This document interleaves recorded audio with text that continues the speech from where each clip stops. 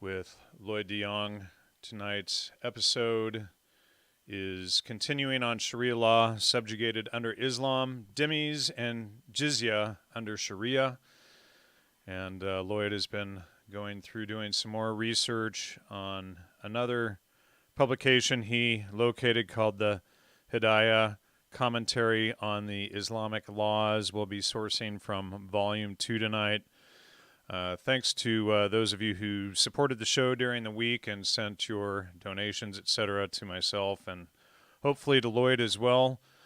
Please continue to support the show. Send your super chats. You can also donate through PayPal, etc., which the donation links are in the show notes. Lloyd, welcome back to the show.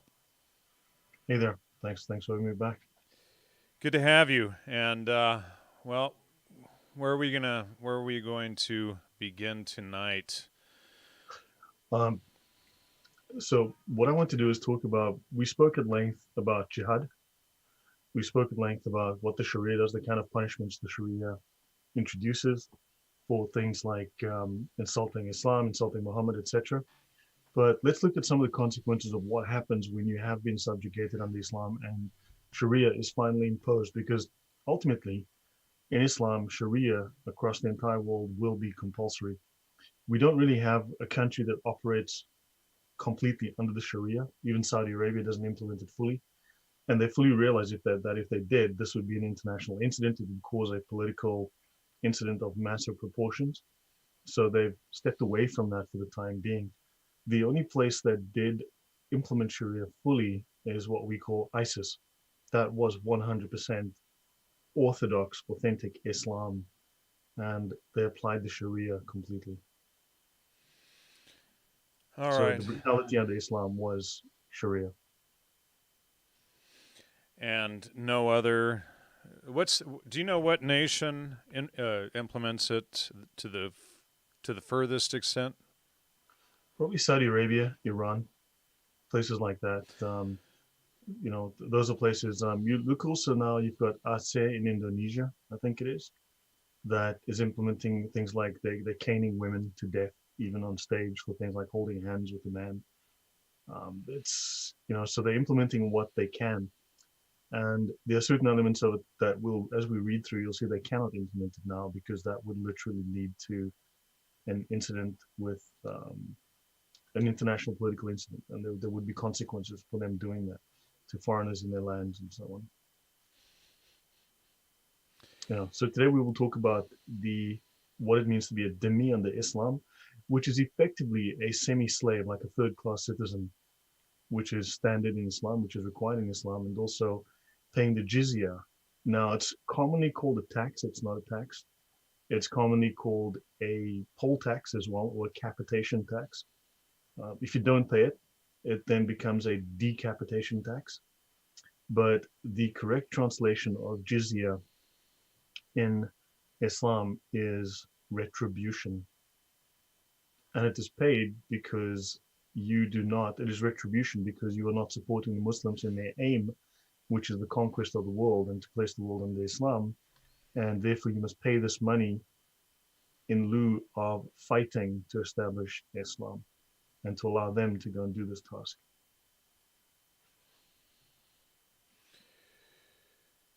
I'm just looking at the comments here. No, nothing going on at the moment. Yeah. So, but any comments or questions from you before we begin? You've seen the notes that I've sent and so on. Yeah, I've got them up in front of me, so we can. Yeah, you would need to. So if you've got the Reliance of the Traveler, should I actually share my screen? Sure. Yeah, you can share. Okay, so let me share my second monitor. Okay, so I'm going to use a handful of books. I'm just going to make one quote out of a book called The Origins of the Islamic State. But mainly, as you see on the screen, I will be utilizing, just move this so I can see this. I'll be utilizing the Reliance of the Traveler. And if you go to page 524 in the bar, but it will be section. So we'll do a brief look at section 0914. Let me read this. When an adult male is taken captive, we did this last week as well, the caliph considers the interests of Islam and the Muslims and decides between the prisoner's death, slavery, release without paying anything, or ransoming him. If the prisoner becomes a Muslim, the caliph can choose any of the four alternatives, then he may not be killed. And one of the other three alternatives is chosen. And it is permissible to cut down enormous trees. So let's step forward, because that is referred to again in this section. So if you go to chapter 011.0, that is the Book of Justice, chapter 11, section 0, in the Reliance of the Traveler, let's have a quick look in this guide, which is now the Reliance of the Traveler is a summary. It's a single volume document, which is why it became so popular. It's a single volume summary of the Sharia. It's a compilation of all of the very best Sharia manuals. What I'm going to utilize for the bulk of this is I'm going to go through a much, much larger Sharia manual called the Hidayah. And this one has at least 4 volumes, because I've got 4 volumes, and that runs 2,000 to 3,000 pages. This manual runs to, I think, without all the additional stuff that the translator put in, it comes to about 700 to 800 pages. As it is, it runs to about 1,200, but that's with additional things that was added by the translator. One thing we have to note and be careful of is that the translators aren't always entirely faithful. They will leave out entire sections, entire paragraphs. They will mistranslate things, and it seems to be deliberate. And we'll compare some of the things this says with a different Sharia manual, which has been, to my knowledge, translated fairly faithfully. So let's have a look. We're going to have a look at chapter 011, as I said, the non-Muslim subjects of the Islamic State, the people of the Dhimma, the Al-Dhimma. And it says here that a formal agreement of protection is made with citizens who are Jews, Christians, Zoroastrians, and others. Now, Muslims in the comments, you'll always see in defense of, no, we provide protection. Yeah, well, the mafia also provides protection as long as you pay them. And, we protect the Christians. Well, yeah, they will as long as you pay them. And if you don't pay them, yeah, there will be punishment. So I want to make a note, though, so let me read this. So they're allowed to make a contract of protection. This agreement of protection is actually a contract. You sign it. It's called the Dhimma contract, sometimes called the Pact of Umar or Pact of Omar. And if you are people that have had a book, if their religions do not respectively contradict the fundamental basis of Judaism and Christianity, that's Sumerians and Sabians. You don't get those groups anymore. And the Zoroastrians, the only 400,000 left now, and that's mainly in Iran. So they've been almost wiped out. And any of those who adhere to the religion of Abraham or one of the other prophets, right? Now, such an agreement may not be effective with those who are idol worshippers. Now, the short version of this agreement is that if you want to remain in your ancestral religion, you will sign the Dhimma contract and you will pay them annually a certain amount of money. You will give them a certain tribute, and that money is used to enrich the Muslims and also to conduct its jihad against the rest of the world. Now, I want to note, this is what the author, this little bit here is what the translator has put in. Now, the typical choice is you submit to Islam and you become a Muslim, or you become a Dhimmi, or you are killed. Those are the 3 typical choices that you were given. If you're an atheist or someone that doesn't come from a tradition that related to Judaism or Christianity, you don't have the option of being a Dhimma. You are generally allowed to either become a Muslim or you are killed. Now, something that could have been a book refers to those like Zoroastrian who have remnants resembling the ancient book.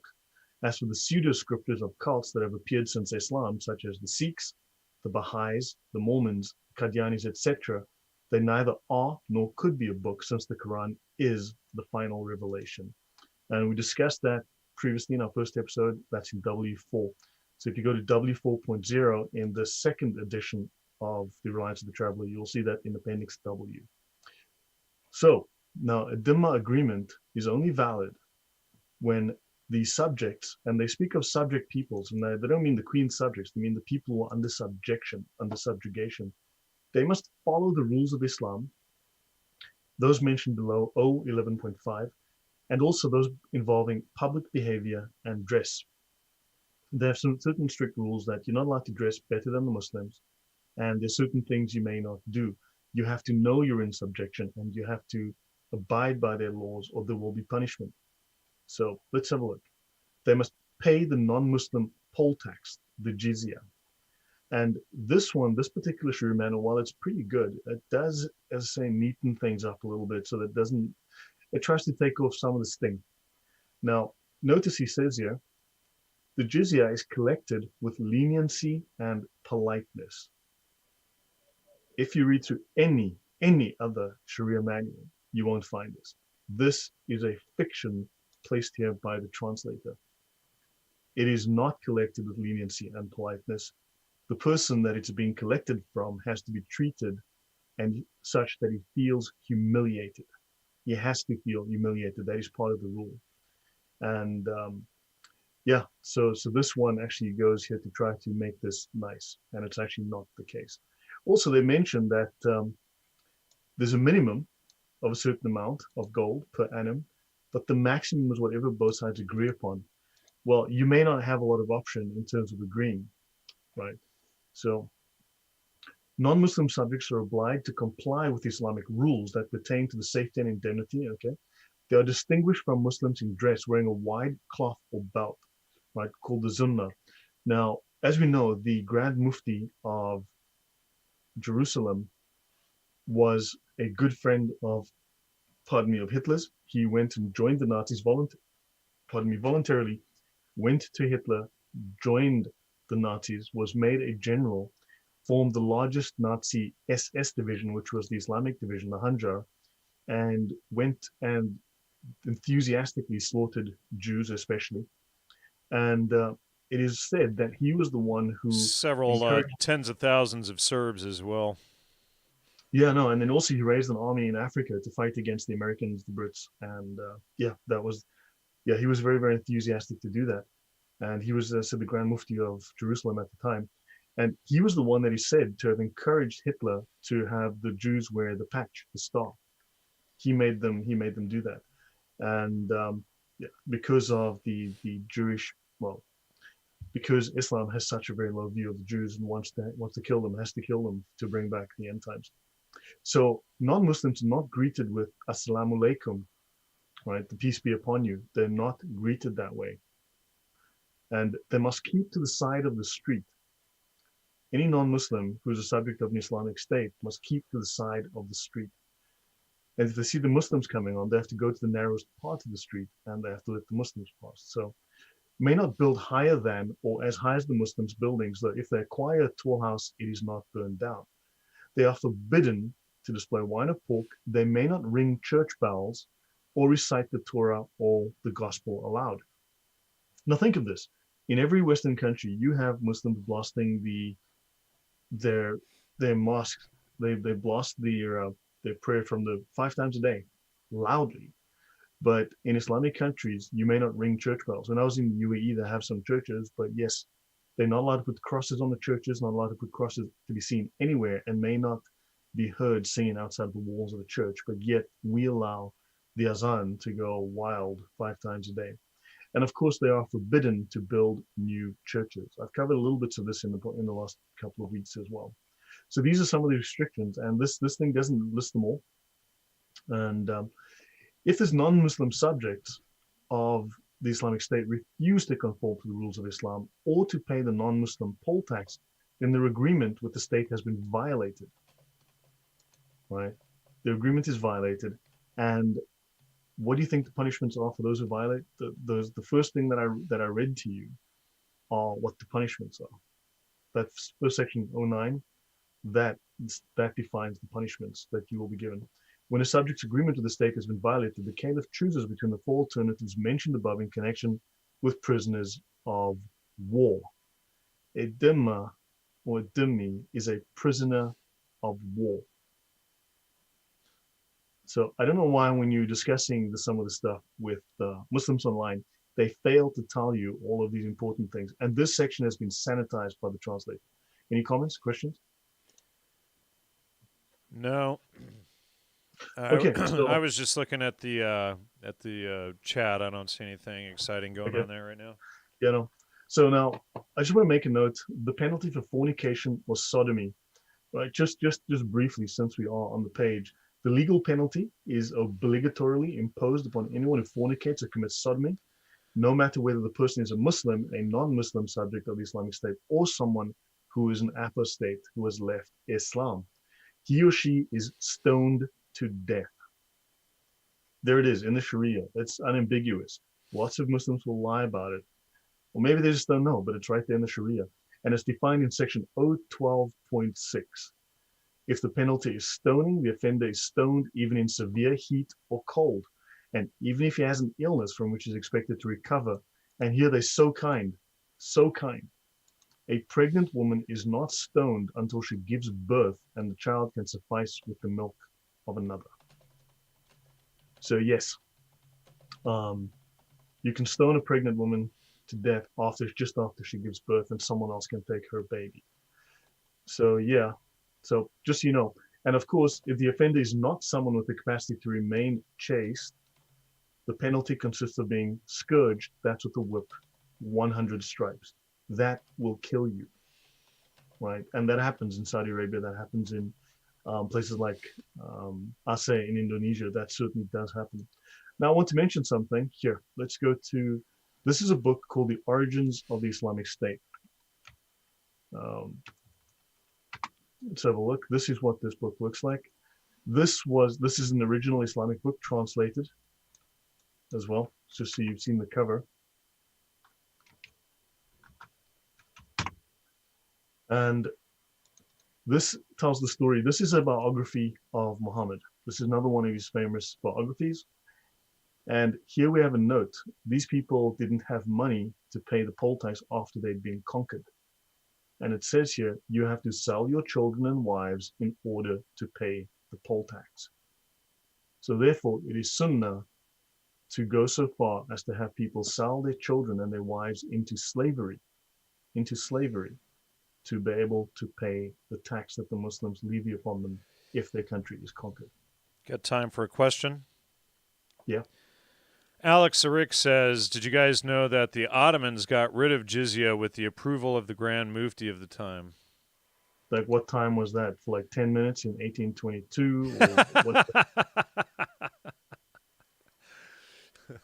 Okay, the jizya cannot be abolished until Jesus comes back as a Muslim on the right hand of Muhammad, destroys the church, and turns everybody, forces everyone to be Muslim, and of course kills all the Jews. Jesus is going to kill all the Jews. Yeah, he's going to fight with Muhammad against the Jews because the Jews are the evil ones. And yeah, that's something I really want to get into one day. You know, like every single conspiracy theory told about the Jews is found in charter, in the Hamas charter, the Hamas constitution, articles 22 and 32. It's a joke. But of course, articles 1 and 2 of the Hamas charter specify that there are members of the Muslim Brotherhood, and the Muslim Brotherhood practices practices the occult. It states it in Article 2 of the Muslim Brotherhood Charter that the Muslim Brotherhood practices occult practices. And yeah, it's just one of those weird things. Ottoman history is so romantic, but fortunately, so go rid of the jizya. Now, look, you can repeal some of these things, or you can minimize some of these things, but you're not allowed to. This is Orthodox Islam. This is the highest law in Islam. So I'm not sure what he's referring to, but getting rid of the jizya, well, who knows? Okay, so this was in effect, and this has been in effect, to sell your children and wives in order to pay the poll tax. I want to mention something. Okay, you've seen this. This is in a different copy of the book, and download a copy. The links are in the description, right? But those are factual. So let's step forward to the Hidayah, which is a very large, several thousand pages worth of commentary on the Sharia laws. Right. So any questions there? No, I was just looking up Alex, who asked that last question, and he is a Mohammedan, so that would kind of explain the misleading question. Yeah, the vagueness. Look, right. I will note that this week I've noticed something incredibly stupid, and I mean, you have to have psychotic levels of lying, or you have to be, I don't know, utterly retarded to say some of the things I've seen. But I think that we've managed to educate the general audience, I think, to a degree that they're able to now refute a lot of these things that Muslims would typically have used as defenses in their comments, but now they're starting to make the most outrageous lies. And also, I've now come across dozens of people with names like Michael Hamilton, Sally Jones, that are out and out Muslims, but they're pretending to be Christians. This, I think, is becoming, or has become, extremely common. Right. So, Right. Well, Alex, Eric, you know, oh well, I even went on Alex Jones last March or so discussing that very fact that a lot of Muslims were pretending to be Christians and spreading hate speech. Sonia just added, the Ottoman Empire abolished the jizya in 1856. It was replaced with a new tax, what's called the Bad al-Askari, a tax exempting Jews and Christians from military service. Okay, well, there you go. Interesting. So thank you, Sonia. So I guess once we look into this deeper, we're going to find that Eric's statements were missing a lot of interesting points, because that's always the case. Right. So let's have a look here at something before I just the line that I picked up in the Hidayah. Because as being an apostate, this discusses the apostate, he has forfeited the protection of the law. An apostate from Islam has forfeited the protection of the law. Very interesting point. That's just really, really interesting to see that written out there like that. And now we're in chapter 4. This is volume 2 of Hidayah, and a link was provided in the description. Have a look. It's a link to archive.org. Archive.org has a huge selection of the Islamic books that have been translated and made public.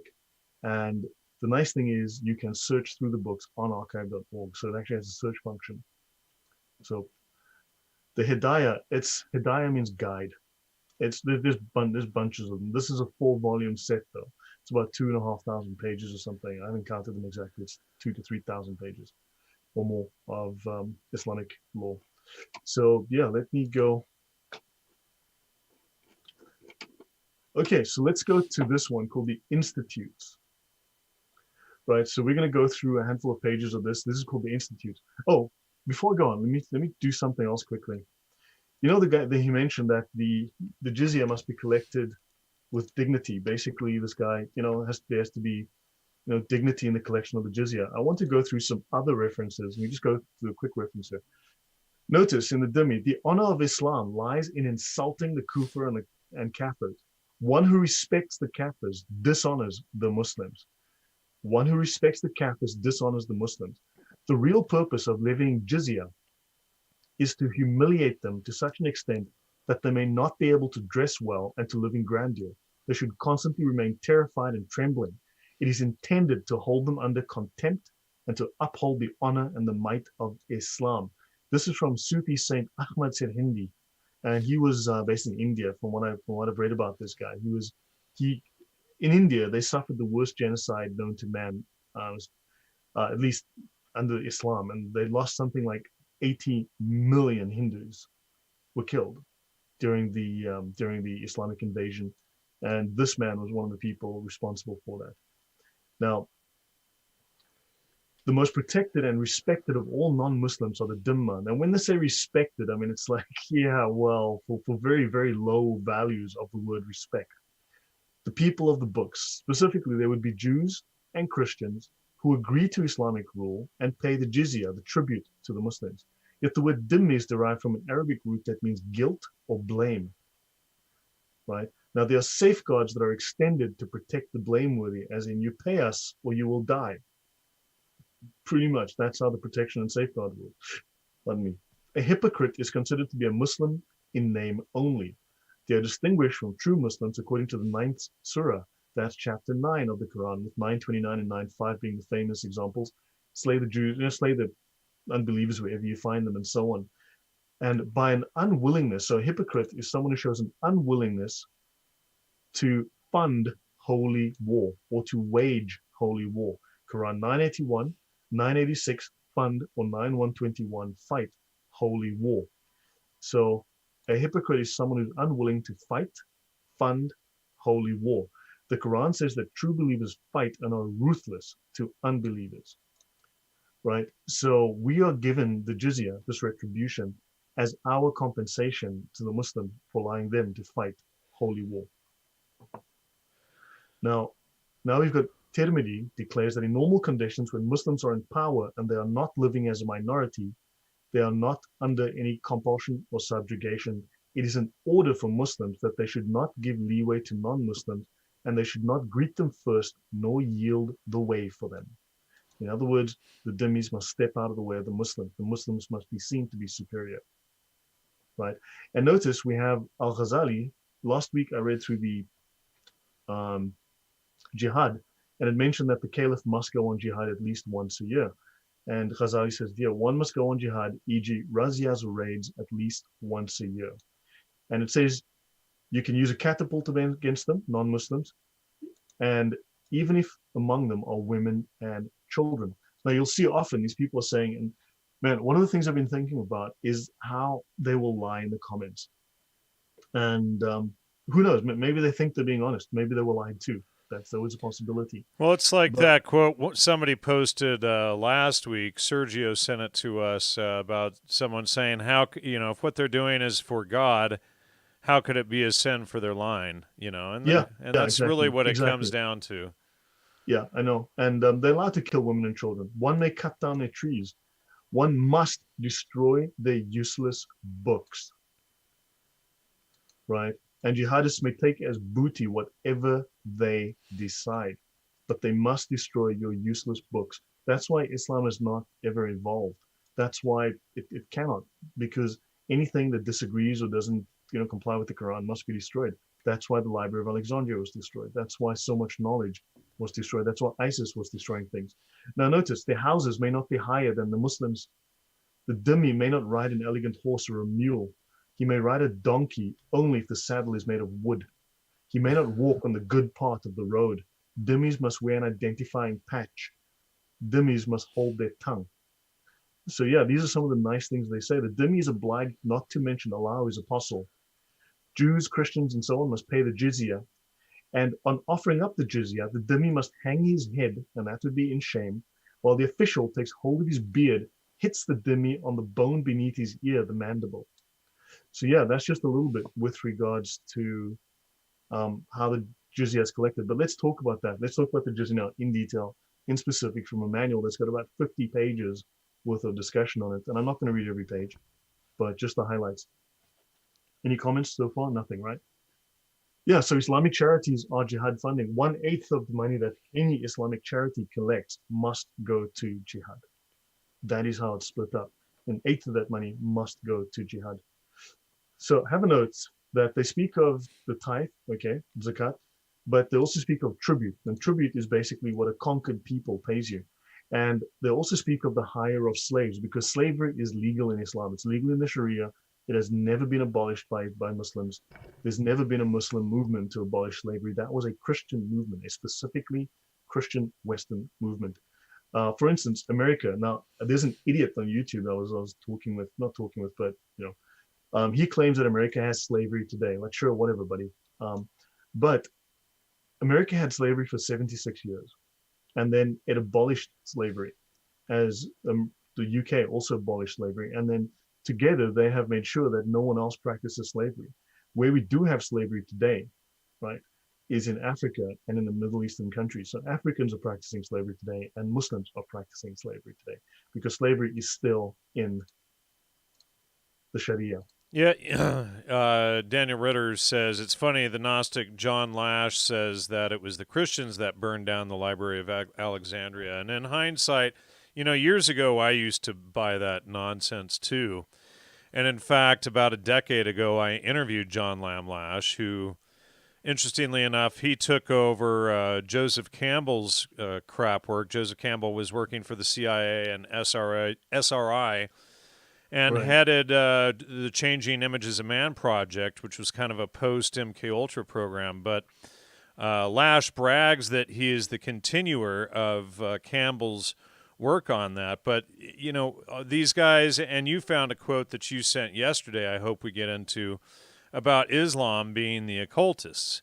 And so Lash and these people are involved in spearheading that sort of thing. And Lash runs a cult in Spain these days. Yeah, actually, I'm just gonna. Let's drop this on the desktop. Actually, let's just move this over. This is from the Hamas Charter from Hamasistan, otherwise known as Palestine. So this is Article 2 of the Hamas Charter. And Hamas formally, officially calls themselves the Islamic Resistance Movement. They claim to be 100% Islamic and they follow the Quran faithfully. They implement Islam faithfully. If you read the rest of their charters, Article 1 and 2 and so on, you read them all, it says so explicitly. There's no ambiguity. But notice they say here that the Islamic Resistance Movement is a wing of the Muslim Brotherhood, or is the wing of the Muslim Brotherhood in Palestine, right? And it says here that the Muslim Brotherhood is characterized, so it's the largest Islamic movement in modern times, but it is also the largest secret society on earth. And it says it is characterized by its deep understanding and accurate comprehension and its complete embrace of all Islamic concepts. So as far as they say here, they are 100% accurate. But notice down the bottom here, it says science of the occult and conversion to Islam. The science of the occult. Now, this is something, if you read through the Sharia, you'll find the words Gnosticism liberally sprinkled throughout the Sharia. It is, so Gnosticism, the occult, is an integral part of Islam. It's an integral part of the Sharia and generally practiced by its higher echelon, but not known by its lower echelon because there's 4 levels of understanding within Islam. Again, every one of these claims that these idiots make about the Talmud and about the Jews is something Islam is guilty of, explicitly guilty of. We don't have to jump through hoops to find the stuff in the Islamic text, although they have to lie about the Talmud to try and make that stick. Now, Alex, the Mohammedan said in the What chat, about the letter of Baghdadi? Right. And looking it up, it says, looking it up very quickly, it says, letter in support of the end of modern slavery Initiative Act. That'll be nice. Show us the Sharia, where the Sharia abolishes slavery, because, dude, it's everywhere. It is so, yeah, and it was a letter of these people supporting the end of slavery. It didn't end slavery. Who says it wasn't a propaganda document specifically to mislead stupid Westerners who don't know this stuff? Right. These troubling things on the Sharia has evolved. The Ijma cannot be evolved, Alex. Thank you. Please don't lie to us. Okay? He just admitted his own false argument. The Sharia has evolved. No, it cannot. No, the Ijma, the consensus of the Muslims, is closed. Unfortunately, the old scholars made this, and this is what it is. The only change that can be made to the Sharia is to add something new that is 100% in alignment with the Quran and with the consensus, right, with the Sharia, effectively, to deal with a new situation that evolves. Like, let's say, I don't know, cell phones, for argument's sake, some new technology. But you may not introduce anything. And that can only be done by the major scholars. But in the Sharia, slavery is all over these books. We're not here to talk about slavery today specifically, but the rules on slavery are, man, you'll find them. The whole chapters on slavery here. The Reliance of the Traveler, that translator, Keller, removed the chapter on slavery, stripped it out. But I've got about 15 different Sharia manuals we can go through. And believe me, slavery, there's no shortage of discussion around slavery in the Sharia because it's very much an institute, as they call it. It's an institute in Islam.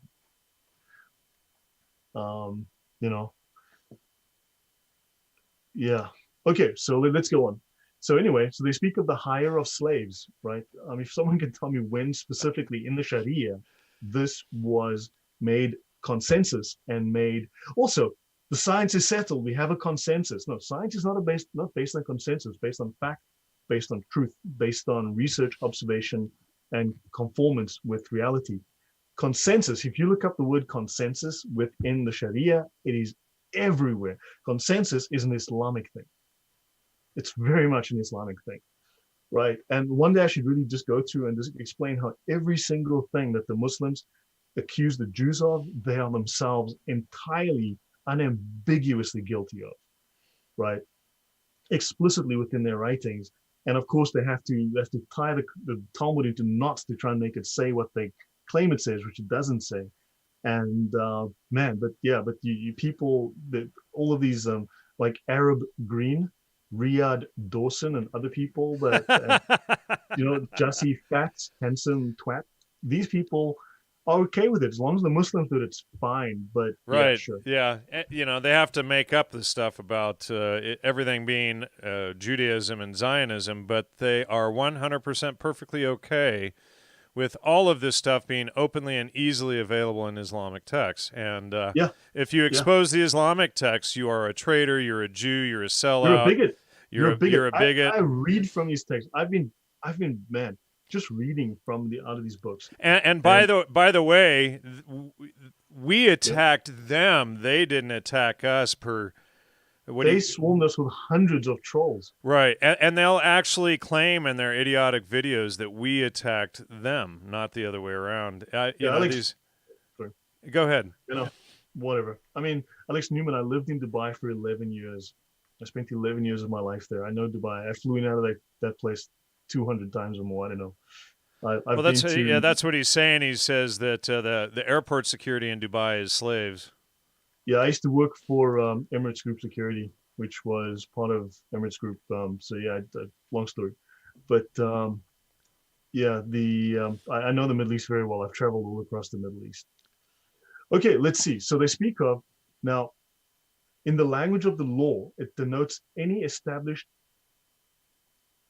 I don't know import exacted as a tax upon land or upon the persons of dhimmis or zimmis. Here they call it zimmis because of the I think it's called the ta in Arabic. Some say dhimmi, dhimmi. So we just in English it's just normally just made dhimmi, anglicized as dhimmi, which last is termed jizya or capitation tax.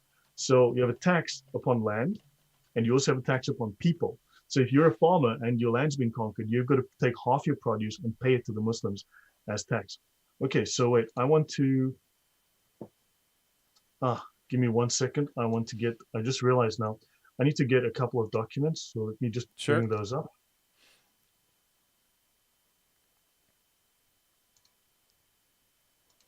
I just realized I prepared some documents that I'd forgotten about. And let me show you these. I want to mention this. Hey, Lloyd, it's Takia Tuesday at Takia Bell. Okay. Okay, have a look here. So this is on Quran 929. And as you know, 929 is fight against those who have been given the scriptures, the Jews and the Christians that believe not in Allah nor the last day, right? And they follow not the religion of truth or Islam, and they do not submit to Allah through confession of Allah's divine oneness until they pay the tribute readily, being brought low, abased. That is 929. And if you read through this, now these are various tafsir, right? That was Ibn Abbas saying, look, it says exactly what it says. It's literal. We can regard it as such. Fight those who do not believe in Allah, right?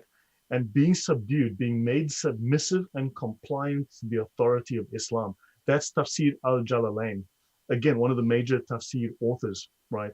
Or tafsir collections. So they must pay the jizya tribute, the annual tax imposed upon them readily. They must pay it readily, compliantly, by their own hands, being subdued, being made submissive. So the tafsir are all of the word literally means interpretation, and it is how verses of the Quran are interpreted by the major scholars. These interpretations were collected, compiled, and made it into the Sharia. Right? The Sharia is now the ultimate sacred law of Islam. And again, so the Muslims are pure in religion and person. They must expel the idolaters who are filthy in the religious sense from the mosque, right? Idolaters were no longer allowed to go near the mosque. The mushrikun, that's us basically, are impure. Now people waffle on about, look what the Jews say. Look, we've had a reformation. The Jews have had their reformation. Islam was reformed in the 12th century, and this is the Reformation. Non-Muslims are impure. Unless it was a servant to one of the people of the Dhimma, Umar wrote to his governors to prevent Jews and Christians from entering the mosques of Muslims, and he followed his order with the last statement. So there we go.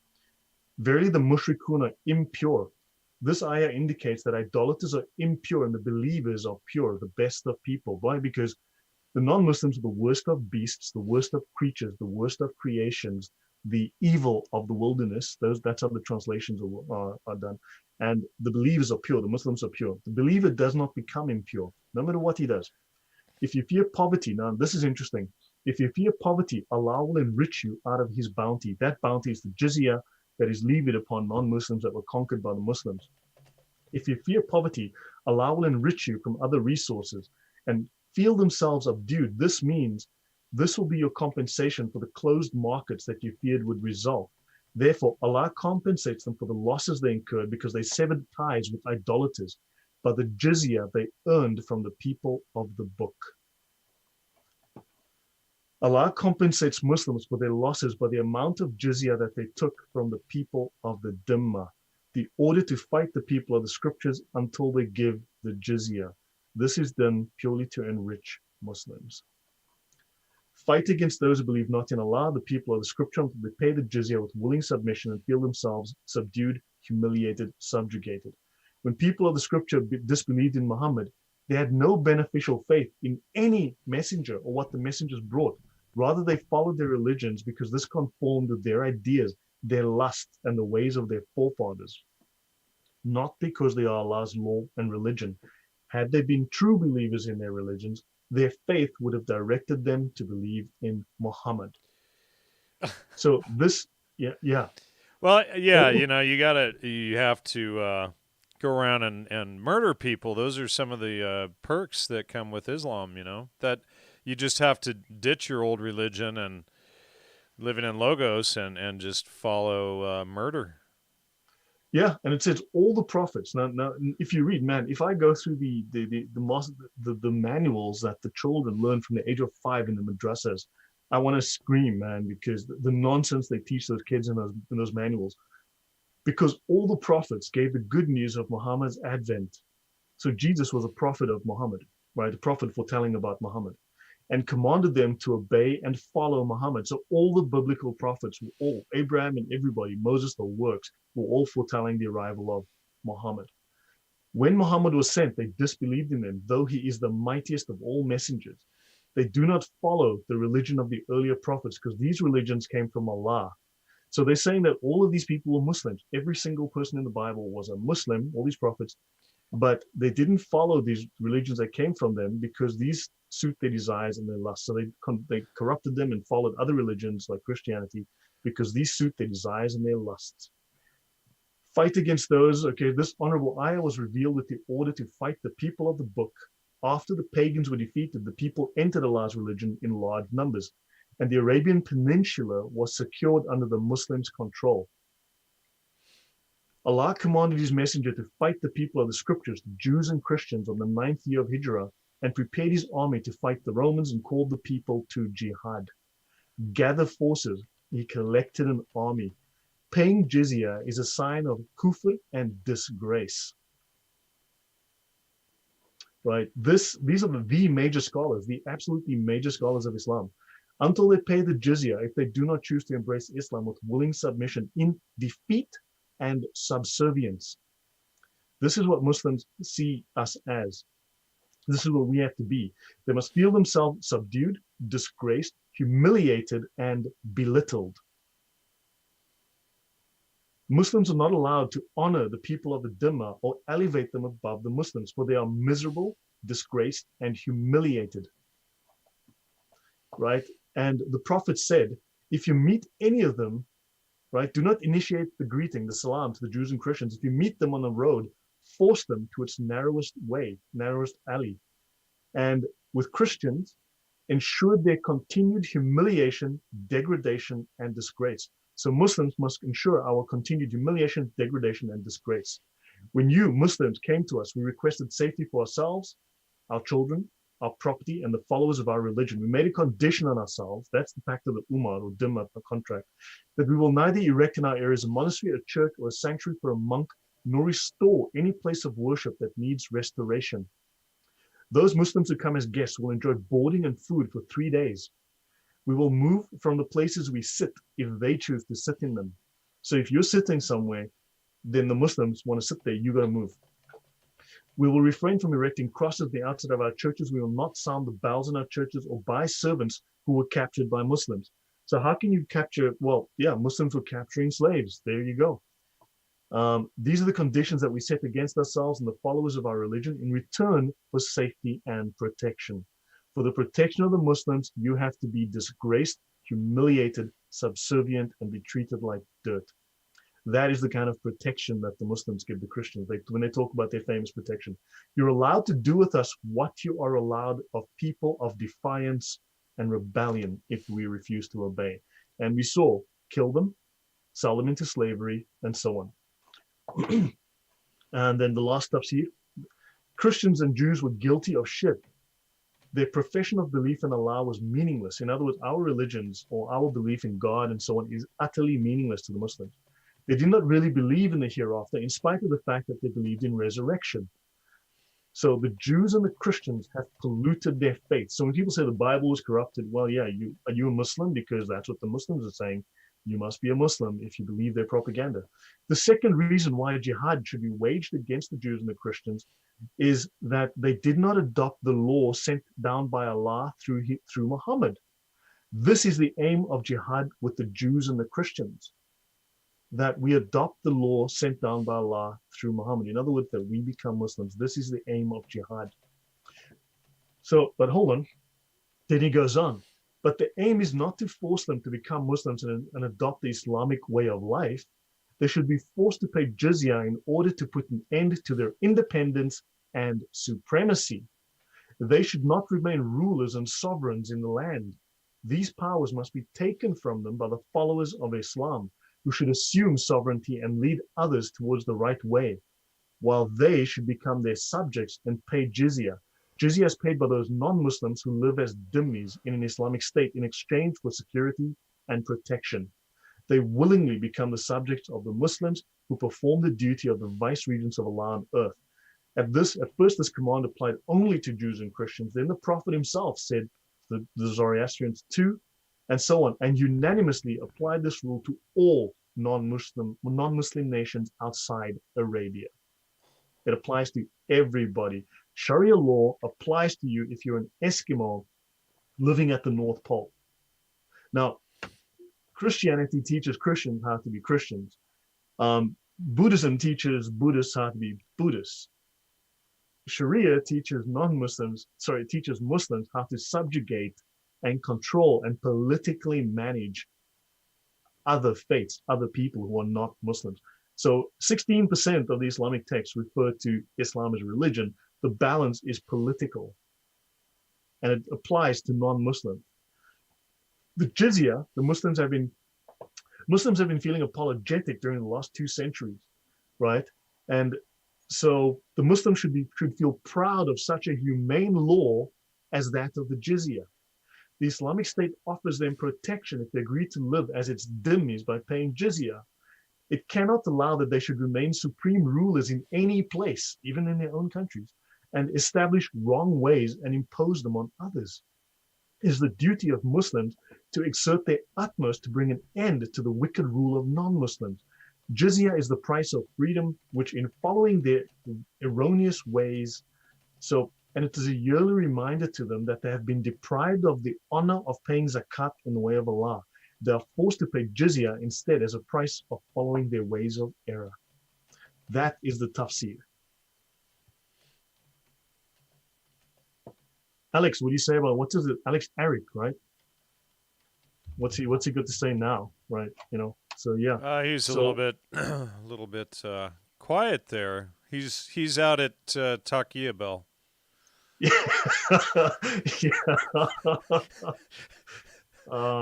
Yeah. Anyway, so let me close this. Let me go. I just want to briefly go through. I'm not going to go at length.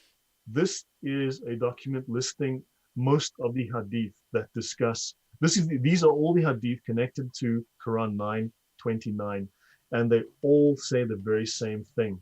I've been ordered to fight the people. Their blood and property will be blah blah blah. So, okay, he was made wealthy by Allah and his apostle, and he's keeping his armor for Allah's cause for jihad, right? Son of Mary, Jesus, will shortly descend amongst the Muslims as a just ruler. He will break the cross and kill the pig and abolish the jizya, a tax taken from the non-Muslims who are in protection of the Muslim government. So Allah's messenger said, the Son of Mary will descend among the Muslims as a prophet as a, and he will break the cross. In other words, destroy the church. Jesus will come back and say, you Christians, you distorted the Bible. You lied about the fact that I was a Muslim, not a Christian, and that I was actually teaching Islam, not Christianity. And now I'm going to destroy the church. That is the story that Muslims tell. The people of Khaybar, they would have half the fruits vegetation of the land they cultivated. So for farmers, these are Jews they're referring to here. These people were farmers and they took half of their produce every year from their land. And this was given as a tribute to the Muslims. I would have distributed so blah, blah, blah, distributed the land of Khaybar. So, I mean, yeah, if you go to QuranX, the QURANX site, go to 929, verse 9, and click on the Hadith button, and you will see all of that, okay? He who fights that Allah's word, i.e. Islam, should be superior, fights in Allah's cause. So this is all the verses related to jizya, related to domination and subjugation of non-Muslims, okay? So, yeah, this is all of that. And it talks just about conquering. It's just line after line after line, right? So it says here they have to provide for them. It is the livestock of the jizya, or it is from the livestock of the jizya. But I thought that was only Jews that called non-Jews. Yeah, no. Livestock. Well, in this case, yeah, they can take livestock. Yeah, I mean, this is stuff they're stealing basically from non-Muslims. I see. Okay. Yeah. So jizya is imposed on the people of the book to humble them, right? And it says, if they refuse to accept Islam, demand the jizya. When you lay siege to a fort and the besieged appeal to you for protection, do not accord them. Now, watch, this is very interesting. If the Muslims make war on you, right, as they're required to, now it says, when you lay siege to a fort and the besieged people appeal to you for protection, do not accord them the guarantee of Allah and His Prophet. Do not swear in the name of Allah or Muhammad. Give them your own guarantee and the guarantee of your companions, for it is a lesser sin that the security given by you or your companions be disregarded. In other words, you break your promise. You break the treaty, and that the security granted in the name of Allah be violated. So in other words, they can say, look, we'll surrender if you let us go, if you let us leave. And you can say, yeah, sure, I'll give you my word.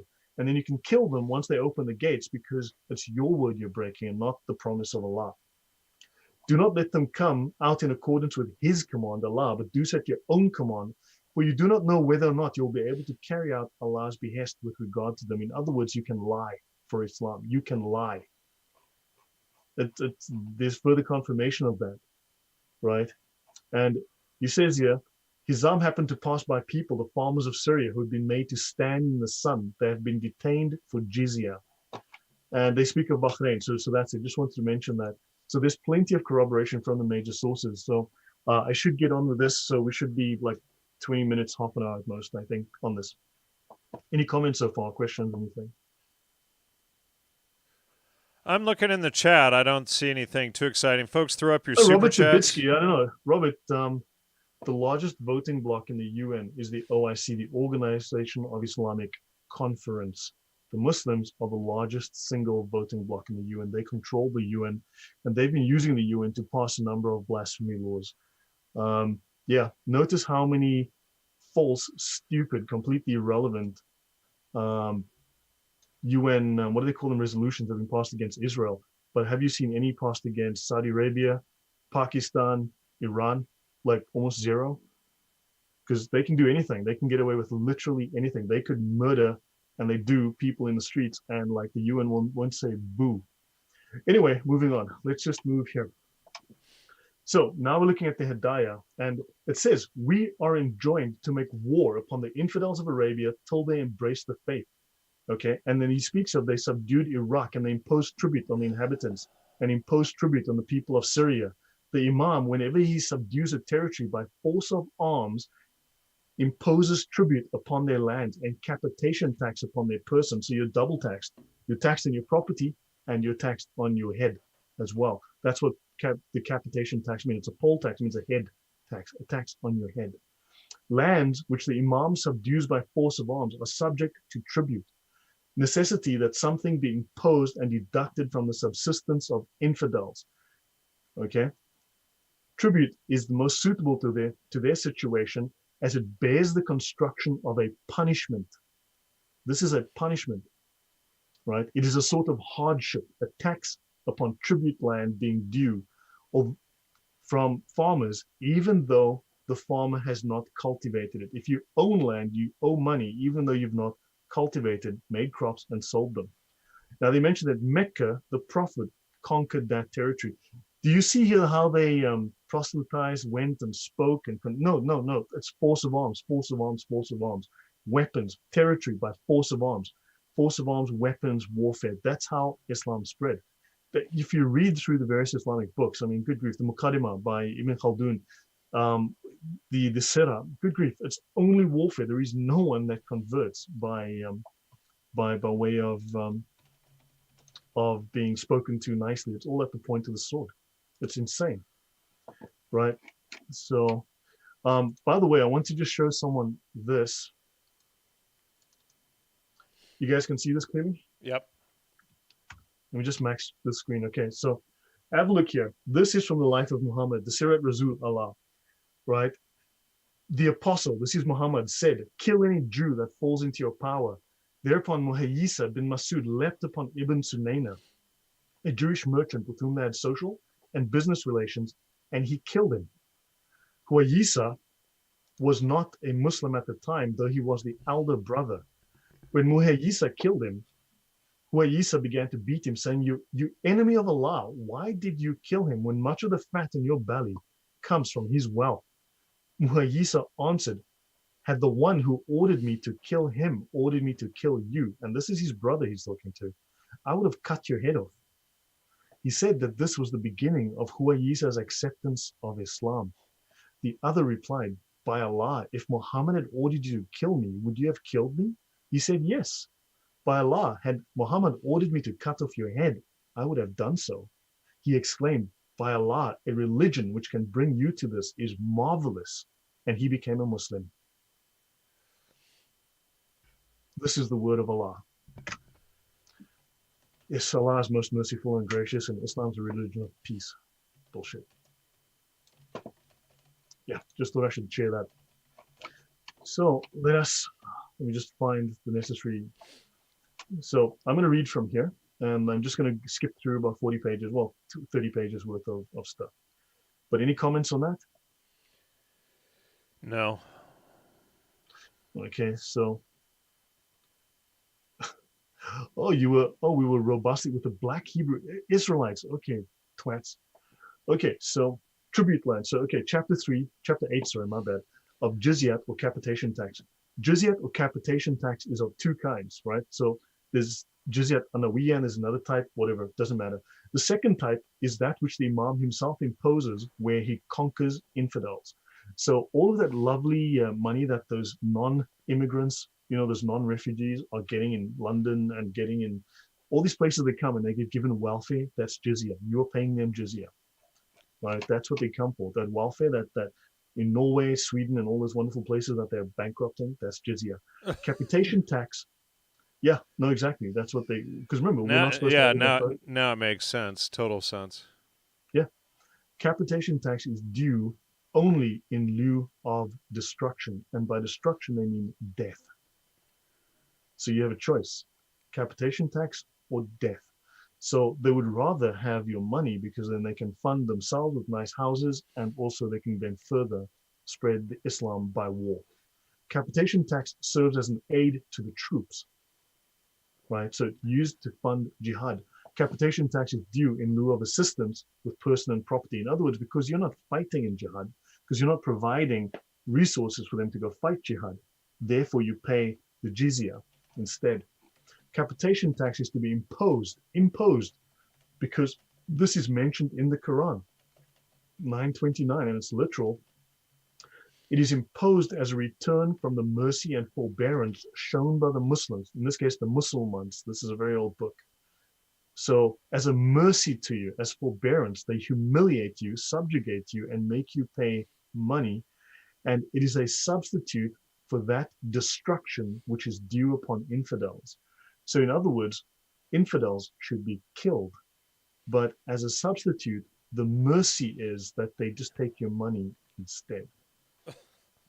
That's so kind.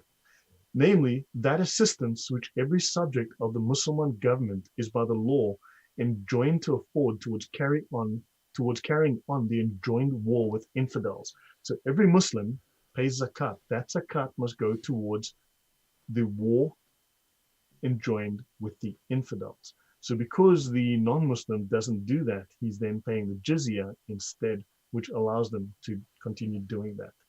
So, I mean, this is very clear. The Sharia is extremely clear on this point.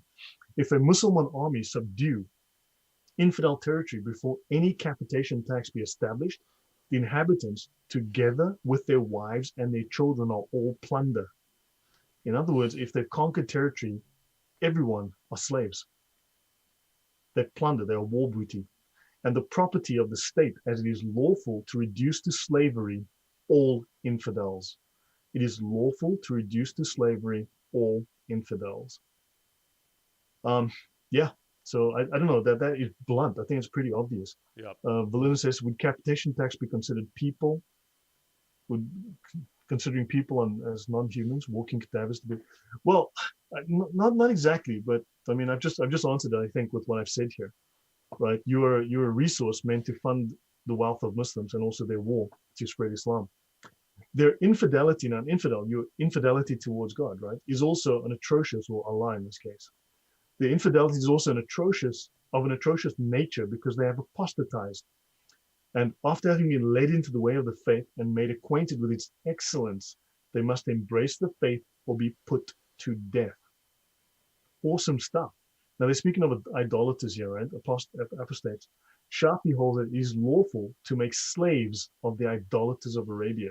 So this is precedence that was set back in the day, and this precedence obviously spread because the precedent has been set, becomes a legal precedent, and now it applies forward to everyone and anyone.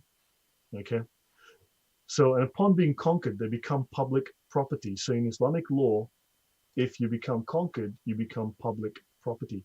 If a Muslim army conquers the idolaters of Arabia or apostates, their wives and children are plunder. That is, they become property of the state. Siddiq made slaves of the women and children of the blah blah tribe when they apostatized and divided those slaves among the troops. Oh wow, sex slaves, and oh wow, awesome stuff. And slew such of the men as did not return to the faith for the reasons before assigned. So yeah, looks like you make slaves and you kill them, and there you go. The term apostate applies not only to individuals, but also to whole tribes. So, well, they can do groups of people, and so masses are also fine. Capitation tax is a substitute for destruction. And with respect to us, it is a substitute for aid in the wars of the faith. Jihad is a war for the faith. It's holy war, right? If you read through, I've got about 9 different Islamic dictionaries, right, which are academic level, which are used in university. These are the best academic level ones. Every single one of them calls jihad a holy war. Every single one. I don't know why Muslims don't quote us out of those books. I don't know why they don't use these authoritative books. You know, right? Yeah. Capitation tax may be imposed upon those where they are capable of labor. Labor camps. I wonder where that idea started. A monk is not to be destroyed where he does not mix with mankind. Oh, so that's nice. Monks are not to be killed, right? Christian monks are not to be killed where they do not mix with mankind. Capitation tax with respect to them would be for the purpose of warding off their death. Awesome. So you do not kill monks when they don't mix with mankind, but they must still pay capitation tax. And if they didn't, they would be killed. Like the old monasteries of Matoia, Greece, etc. Yeah. Let's go through. Likewise, capitation tax, which is the consideration for protection of his person, right?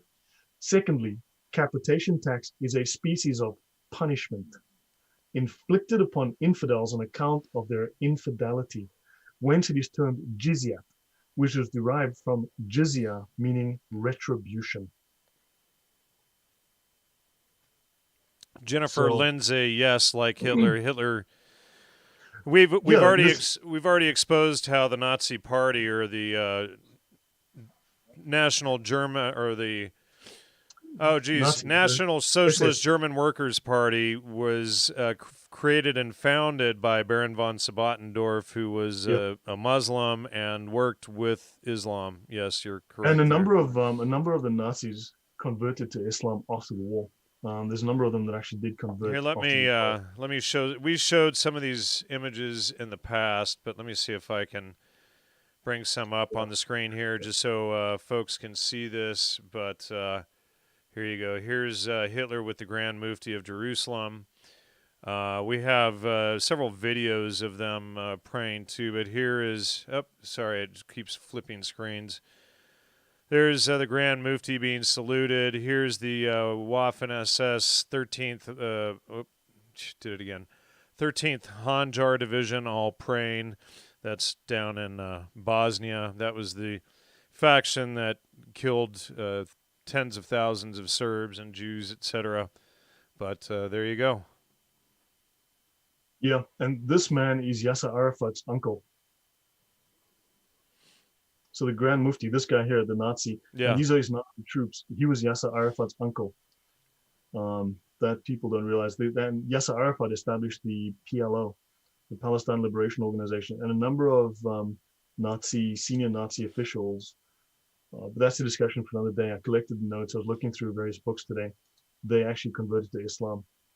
So so the tax that these Muslims are levying for protection is a punishment. So I hope Muslims will finally start to say, yes, this is the fact, this is the truth, this is how it is, rather than saying, but we protect the Christians. No, yeah. The mafia also protect the people who live in their territory. The protection money. That's all it is. It's just protection money, like a gang, right? And so again, capitation tax is a sort of punishment inflicted upon infidels for their obstinacy in infidelity. So it's punishment. It must be exacted in a mortifying and humiliating manner. So I've got about, we won't be that long, so I should be another 20 minutes or so and done. All right. It must be exacted in a mortifying and humiliating manner. According to one tradition, the collector is to seize him by the throat. Yeah, so get grabbed by the throat, shake him, and say, pay your tax, Dhimmis. It is therefore evident that capitation tax is a punishment. And where two punishments come together, they are compounded. And this is called hid, or the singular of hadad. That's the punishments that you find in the Sharia. Secondly, capitation tax is a substitute for destruction, for death, in other words. They use lovely words. Seriously, man, when they translate these things, they like hide things, they drop whole chapters. Some of the stuff isn't even in the Arabic. You discover, you look and you find out it's not in the Arabic, it's not there. But capitation tax is a substitute for death. It is a substitute for death. Infidels are liable to be put to death in the future. So in other words, if you keep paying the money, you are saving your life today, and you could only then die in the future. So your death will remain in the future as long as you keep paying the protection money. That's what jizya is. And this is what will happen to non-Muslim subjects of an Islamic state. So ISIS was 100% Orthodox Islam. Just so you know, I'm showing the Islamic Nazi video, a little clip here on screen for a second. Okay. Just so people can see all of the Nazis. Buttendorf was German. He went to Turkey, lived with a Turkish family. So big, that's always suppressed there, but the Nazis were largely controlled by Islam. Yeah, no, and people always compare the mafia to Islam, and I believe the mafia got their tactics from Islam when Sicily was invaded by the Moors. Yes, more than likely. So there you go, folks. I've been doing some research today on the Nazis and the Nazis and Islam. I've got some notes on that. I've actually got a book on that I was looking through today. All right, go ahead. Sorry. No worries. No, people need to know this. I mean, he went to Hitler and he volunteered, became a general. Look at this guy. This is a German. That's a German SS general. I mean, SS, officer. The construction of churches or synagogues in the Muslim territory is unlawful. Why do you think Saudi Arabia has no mosques? 5,000 mosques in Germany by now, or whatever the case is, or whatever. But not one in Saudi Arabia. Like, awesome stuff. There's a handful in Dubai. Look, Dubai, I like Dubai. Dubai is a great place. I really enjoyed it. I had a good time there. Had its ups, had its downs, same as anywhere else, I guess. But they've got a handful of churches. But why aren't they just, there's no real reciprocation, and that would be nice to see. But in Saudi Arabia and other places, I mean, Nigeria, Christians are being genocided there. They're being murdered, right, by Muslims. So this is forbidden. So construction of churches and synagogues in Islamic territory is unlawful. This is forbidden in the traditions, right? So yeah. So dhimmis should not be permitted to celebrate the tokens of infidelity, right? And they shouldn't wear shouldn't wear certain ornaments that they would normally wear, certain things they would wear. And obviously they can't ring their church bells and they can't be heard singing outside of their churches when they have their services. Dhimmis are to be prohibited from constructing churches or synagogues, not only in cities, but also in villages and hamlets. Now, look, you will find some degree of variation. Remember, there are four major schools of Sunni jurisprudence, and as well as the fifth, the Jafari school in the Shiites, amongst the Shiites, which is recognized by the Sunnis. So there are slight differences. Some will say, well, yeah, they can. Some will say, no, they can't. And there's slightly different rules. Generally, this is the rule, right? So this case supposes a city or a country conquered by the Muslims. And again, this assumes conquering, force of war, armies, arms, force of war, conquering. It's just they constantly talk about in those terms, these books, the constantly about warfare and dominating people through warfare. In the territory of Arabia, dhimmis are prohibited from constructing churches or synagogues, either in cities or villages, because the Prophet Muhammad has said, two religions cannot be professed together in the peninsula of Arabia. There you go. Now, is this in the Quran or is this in the Hadith? If it's in the Quran, then the Quran is literal. And if it's in the Hadith, then of course the Hadith themselves are law. And they can't come and tell us, well, I don't like this Hadith. I do like that one where Muhammad petted a dog and he gave a dog water. That's a great Hadith. I love that. Muhammad's amazing. Oh, but this one where he stoned a woman to death, I don't like that one. That's not true. That's not true. I hear Muhammad chopped off the hand of a man. That's not true. Don't like that one. But the one where you get that dog water was awesome. Stop picking and choosing people. Yeah. So it behooves the Imam to make a distinction between Muslims and dhimmis. So here there's a very clear, call it racist distinction between Muslims and lesser people. Somehow, just like the very, very unusual. I wonder who did the Nazis have the concept of the Untermensch, the under people, the less worthy people. I wonder where they got that. Could Hitler have gotten that idea from the Sharia? Oh my, yeah. Well, I think he did. So, especially with the Grand Mufti of Jerusalem living with him for 3 years, yeah, who knows? So, distinction between Muslims and dhimmis in dress and equipage. So they must be seen to be different. They must be seen to not wear the same clothing. It is therefore not allowable for dhimmis to ride upon horses or to use armor or to have the same saddles and wear the same garments or headdresses as Muslims, as Musulmans, it says here. And they cannot wear the kiftij openly, whatever that is, on the outside of their clothes. The kiftij is a woolen cord or belt which dhimmis wear around their waists on the outside of their garments. And if they ride upon any animal, they must be directed, if they ride upon any animal, to provide themselves a saddle like the pannier of an ass. Muslims are to be held in honor, contrary to dhimmis who are not to be held in honor. They are not saluted first. They're not greeted first. And if there were no outward signs to distinguish Muslims from dhimmis, they might be treated with the same respect. So you have to wear different clothing to signify that you're not a Muslim so that you are not treated with the same respect, which is not allowed. So in other words, the way Muslims are treating us today while living in non-Islamic lands, which the Sharia defines as enemy lands, right? Any non-Muslim land is an enemy land. This is official in the Sharia. So the way they're treating us today is based on the fact that these are not yet Islamic conquered territory, right? And so the way they're treating it now is one way, but once that becomes Sharia land and there's no way that other countries, like let's say you went to visit Saudi Arabia today and you were murdered for it, and that is the law, that is in Sharia, they can do that, right? You're an infidel, you're a foreigner, you have no rights to be there. They can kill you, but the American government might take exception to that, or the UK government, and there would be a massive, massive diplomatic fallout that would cost a fortune to sort that out. So they don't do it.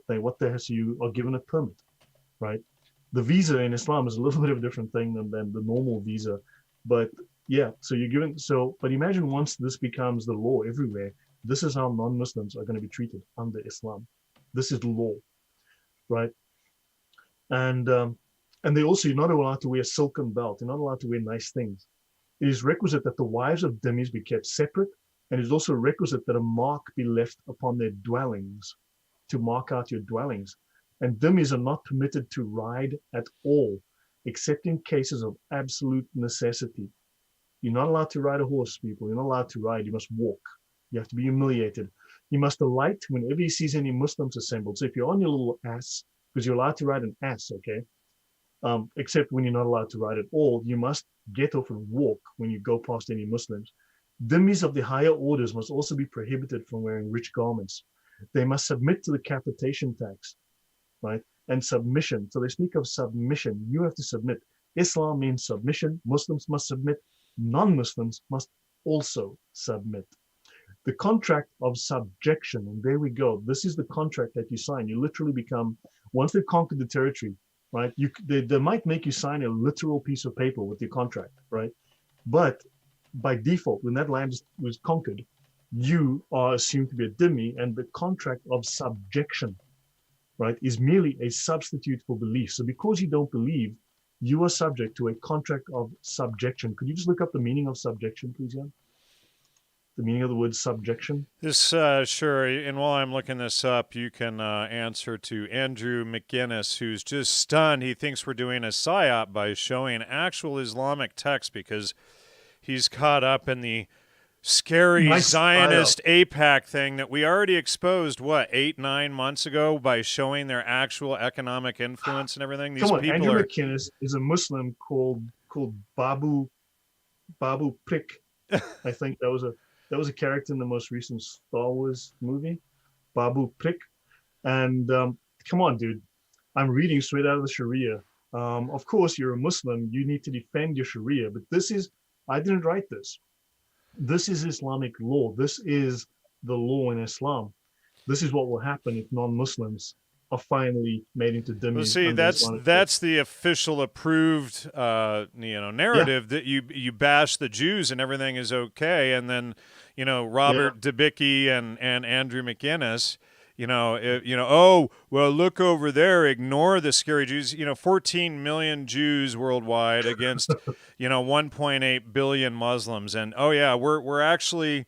It's a psyop because we're showing the actual text on screen that anyone with an 85 plus IQ can fact check. But if you can't, Robert and Andrew, that's your own problem. But it's not a distraction. Just do some fact checking. We've done, 24, 25 shows now exposing this. So go through the whole series and fact check and, show it wrong. And we did, four shows? Word for word.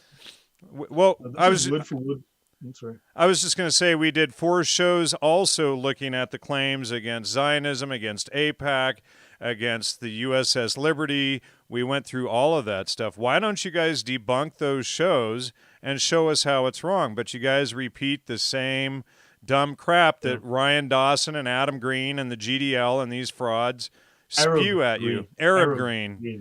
Let's get his name right. Here's subjection on screen here. The act, state, or fact of exercising lordship, control, dominion, domination, etc. Under domination or dominion or control of a superior power. Yeah. So there you go. There's subjection. So you're under the dominion of a superior power, and that's precisely what they want. So, and that is what this is all about. Okay, that is entirely what this is about. Let me just show this for a moment. Let me see if I can make this larger. No, I can't. So this is the term deen. Islam is a deen. It is not a religion. Islam doesn't even call itself a religion. It calls itself a deen. Religion is one tiny aspect. Okay, religion is one tiny aspect of the deen. It says here, the deen is one of the most significant terms in the Quran. Okay, and it is popularly translated as religion, but its scope is in fact much greater than the term religion can offer.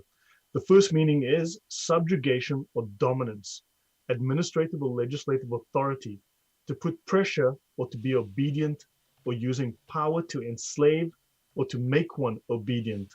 In Arabic, Dantuhum Fadanu means I subjugated them, so they obeyed me. Also, Dantuhu means I ruled or governed upon him. The word Dayan is used to indicate a person who dominates and rules over a state, a nation, or a tribe. That is the first meaning of the word deen. The second meaning is obedience and bondage. Bondage would mean slavery. Subordination and domination by someone and bearing humiliation under subjugation and power of others. As stated, Dantum Fadanu means I subjugated them, so they obeyed me. The obedient tribe is called blah, blah, blah. Here, al-Din does not mean religion, but it means obedience. The third meaning, the third meaning is rules, regulations, ideology, doctrine, custom, tradition, or religion. And finally, the fourth meaning is reward, repayment, justice, and accountability. Notice religion is just one tiny, tiny part of Islam. It's roughly, at best, about 14%. About 14% of Islam is religion. The balance is, as you've seen, subjugation, dominance, and so on. Yeah, make of that what you will. That's what it is. So who was this twat now again? Andrew McInnes. Good show of stupidity, dude. Now carry on so we can laugh at you. It's nice to have a clown on the stage. Always good to have someone to laugh at, you know. The next one is "You're so serious." You're so serious. At least I'm not a gatekeeper. And look, we're on his channel here, and he's got Zionist effect. The typical dumb disinfo stuff that we've spent the last year debunking. What an idiot! I mean, this is Islamic law. Now, this does not exist within the Jewish law. It certainly doesn't. Okay, they can claim all they want. We've done 4 shows on that. We've done 6 shows actually about the Jews. At least I'm not a gatekeeper. How is it that these people are so dumb? They think showing actual primary text that anyone can fact check is gatekeeping. What does he say? Study that fake ideology, not to religion. What does Robert Dubitsky mean? Robert, can you explain that? He doesn't have the IQ to formulate a thought. He claims that he actually studied Islamic texts already, and why are we talking about this stuff? Because he already knows it. It's like, okay, then shut up and allow the other people that haven't actually studied, but he can't formulate a reasonable thought. Just like, you're so serious. The only way people debate me is to lie to me about Islam. Right, and you get these, sub 75 IQ folks like "You're so serious" who have to say you're a gatekeeper because they're not smart enough to deal with all of the citations we've provided. No, this is Islamic law. I mean, look, the thing is that they've been pushing this lie about the Bible. They've been pushing lies about the Catholic Church. They've been pushing lies about you and I. Jews.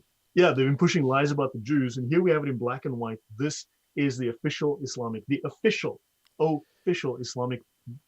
point of view regarding non-Muslims. And never mind that for over a year they couldn't find any evidence of their claims in the Talmud, in the Bible, in the Old Testament, etc. Let me finish here. Because we're going to be. Let me finish. So I just want to look. As you can see, this is repetitive, right? So the contract of subjection is merely a substitute for belief, and a contract of subjection is dissolved only by dhimmis absconding to the territory of the infidel, so running away, right?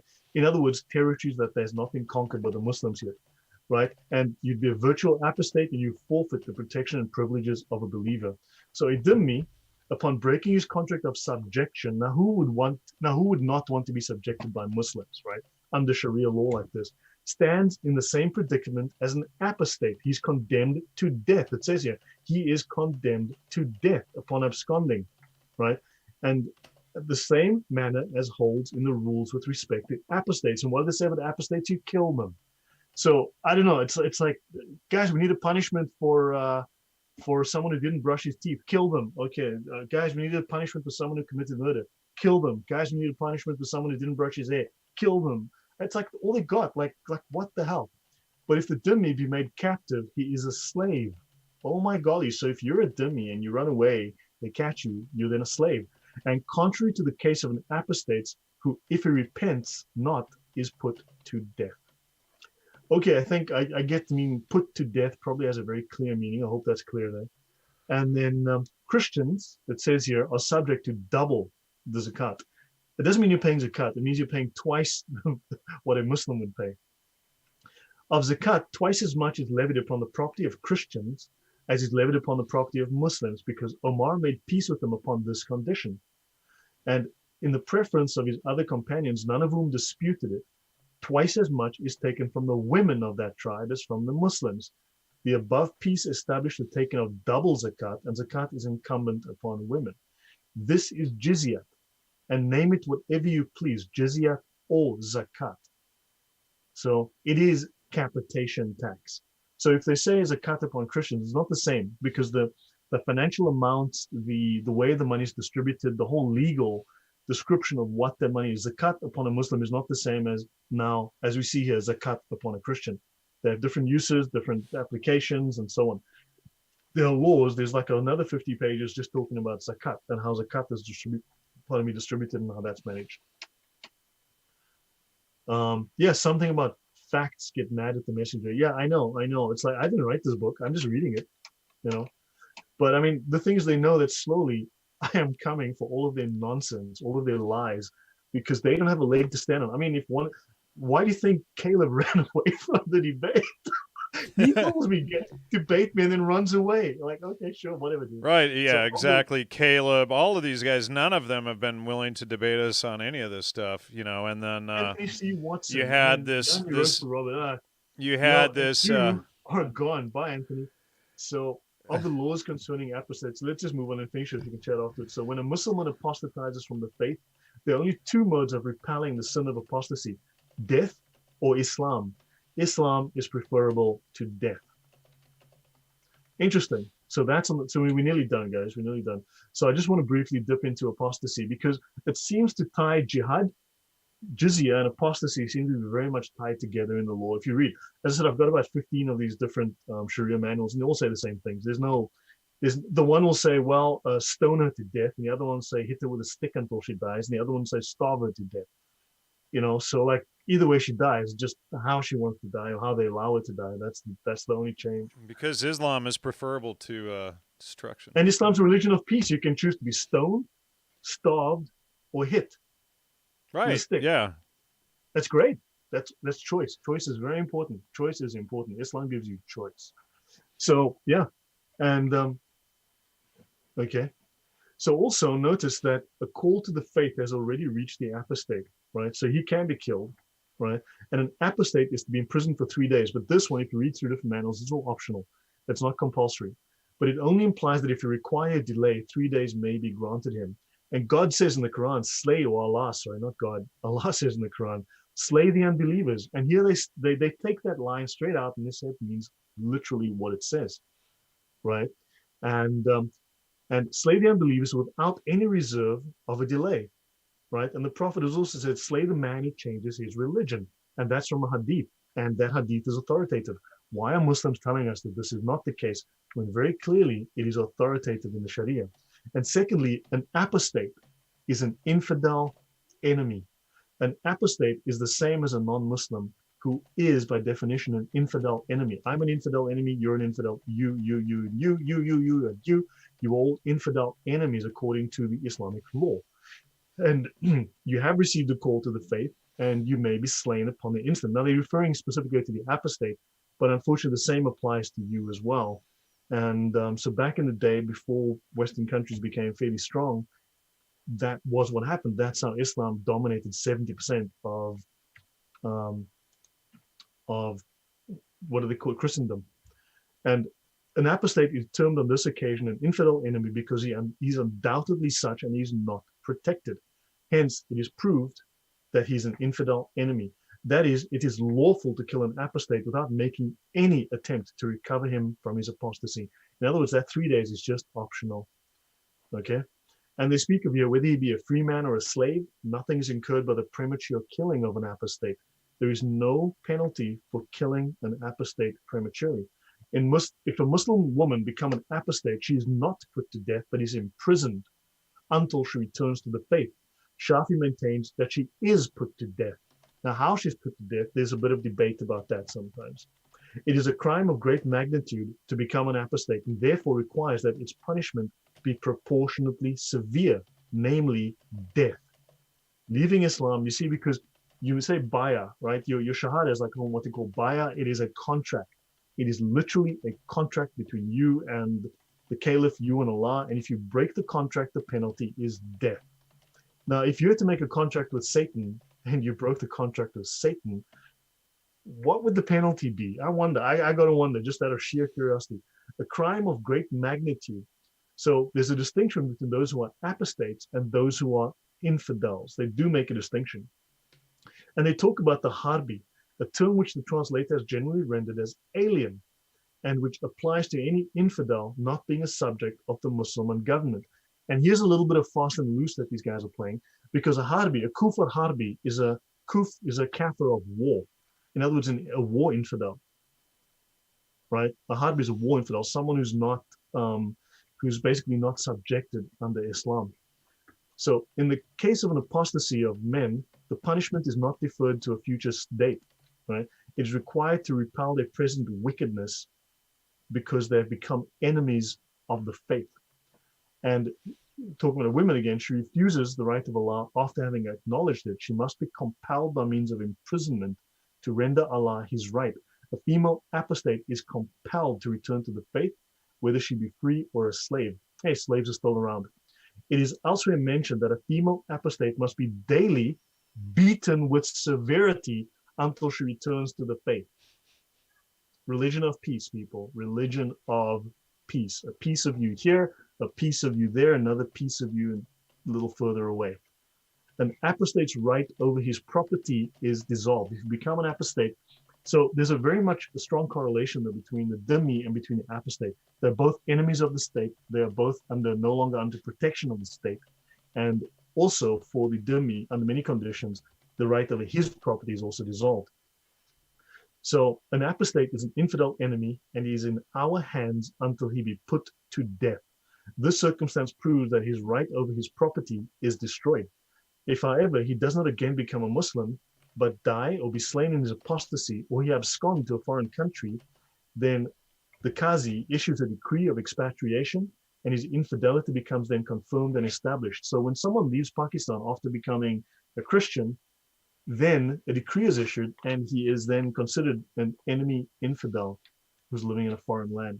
And of course, it is legal. It's actually legal then for any Muslim to kill him, especially while he's fleeing out of the country. It is legal without any punishment for a Muslim to kill him.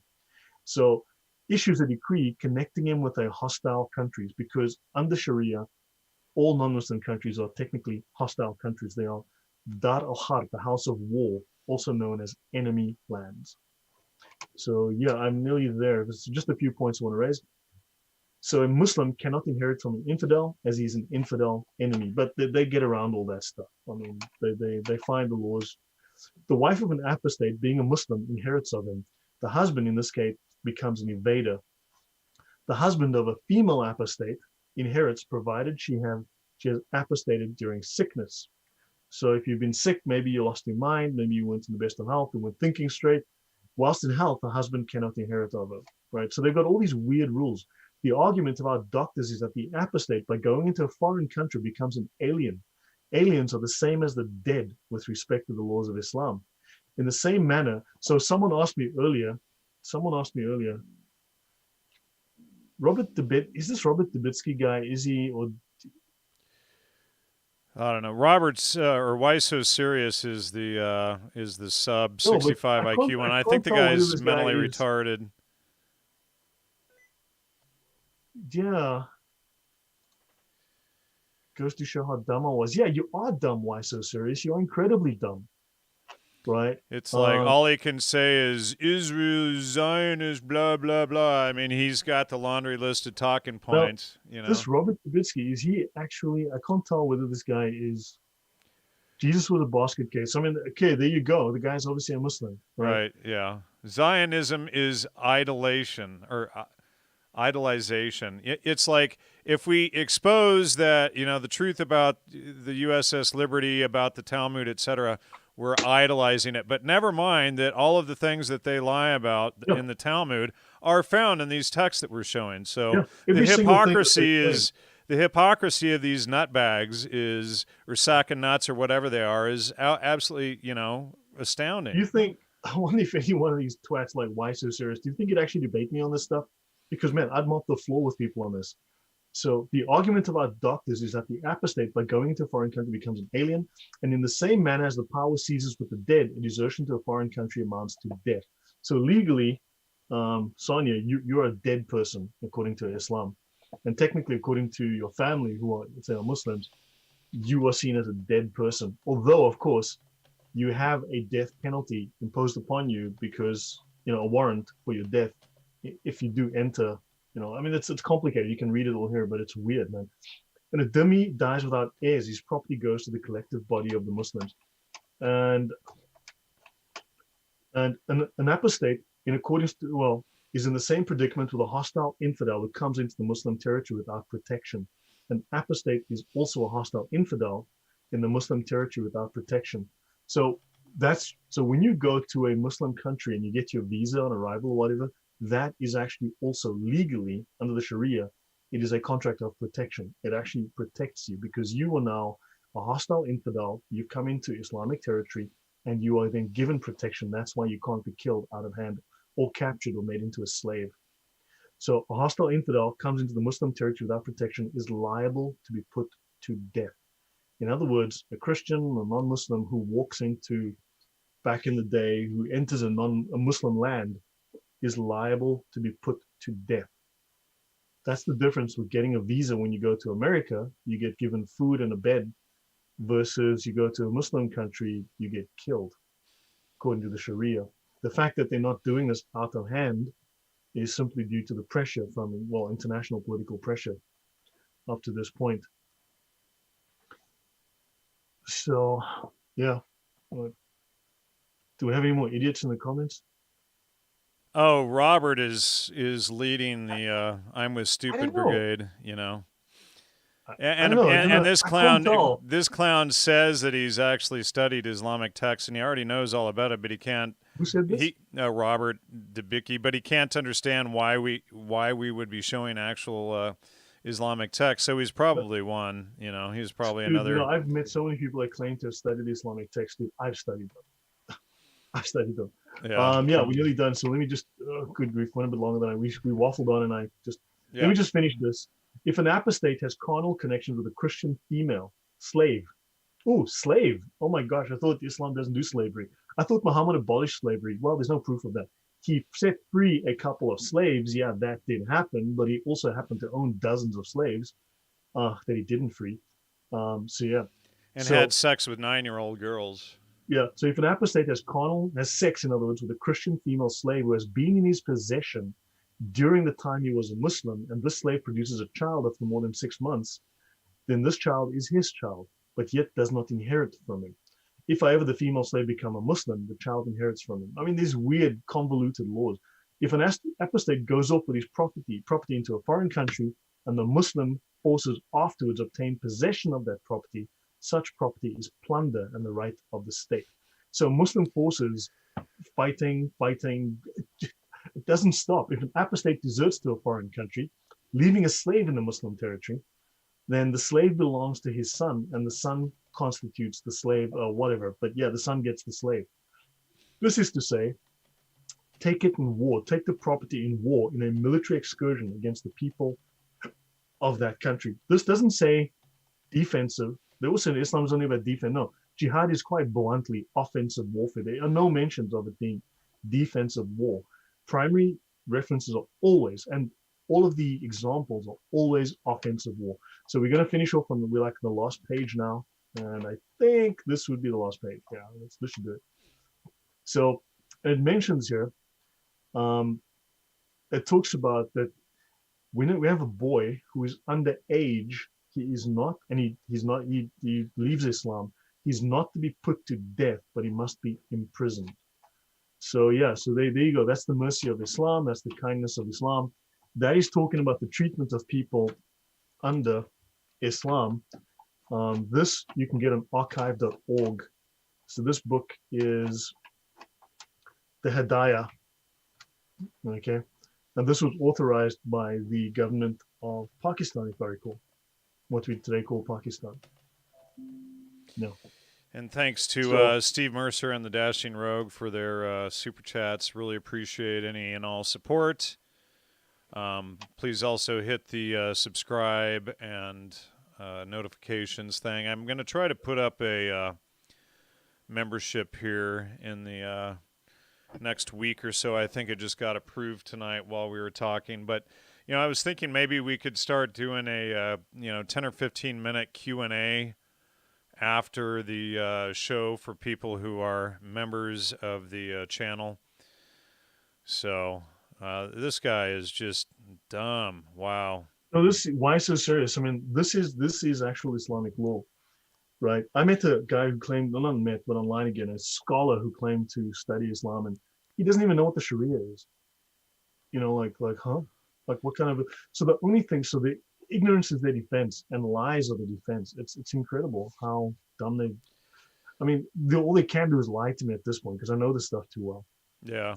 Well, you know, So, this clown, Why So Serious, has the Joker for his avatar. So, and then he's got, on his channel, he's got Jews of Hollywood and this kind of stuff. So he's your typical, well, I mean, if we look at Zionist effect, etc. He's not he doesn't care that the actual stuff. And you want to stop your share screen. He doesn't care that this stuff is found actually. Yeah. Oh, okay. Sorry. Go ahead. I was actually going to show something. Just you guys can see this. I mean, here we've got proof that the Muslims expelled the Jews from Arabia, Jews and Christians, in fact. Right? So the Muslims expelled the Jews and the Christians from Arabia, and they said they would leave none but Muslims, because that was Christian and Jewish land, Arabia, all of Arabia. Right? I've read you this portion here. This is proof here. This is from 1925. This is the book called the Aram al-Sharif, a brief guide, okay, to the Al-Haram al-Sharif in Jerusalem. This was published by the Supreme Muslim Council, which was headed at the time by the Nazi imam that we showed earlier, right? And its identity with the site of Solomon's temple is beyond dispute.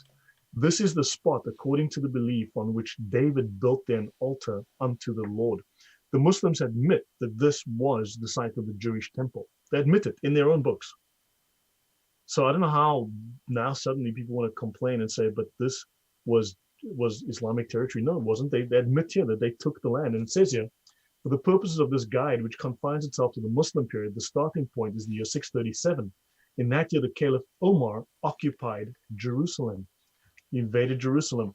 Let's have a look at the Hamas conspiracy charter, right? This is the Hamas constitution.